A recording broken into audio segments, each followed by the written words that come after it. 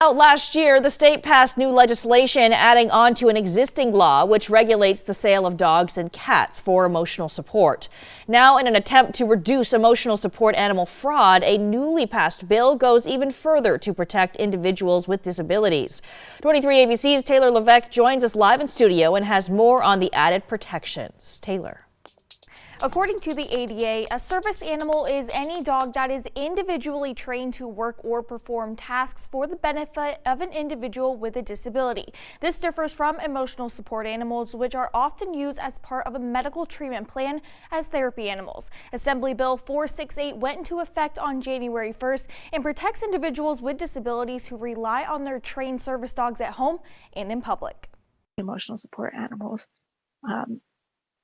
can and do attack legitimate service animals. After multiple run-ins with untrained dogs in public, I actually retired my second service dog because he was attacked 10 times in our 2.5 years together by untrained dogs in public. Wallace Brosman with Canine Companion says a new state bill emphasizes that emotional support animals do not have the same rights and privileges as service dogs.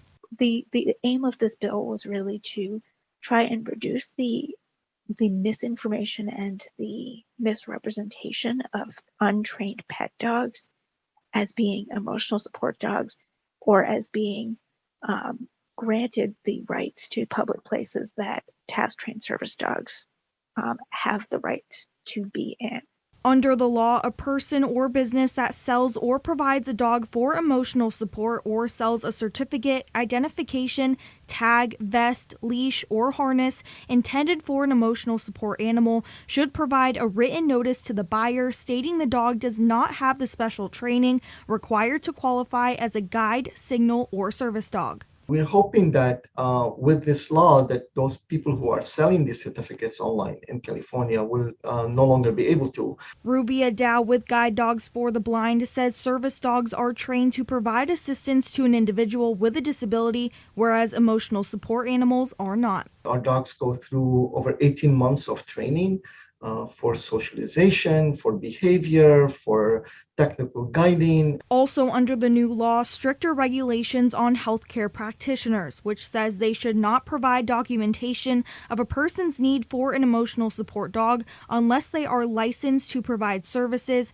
complete a clinical evaluation, and establish a relationship with that individual for at least 30 days. There's an extra level of care that's coming into people who are seeking help, but it also means that professionals have the tools that they need to understand whether this is an appropriate treatment or not.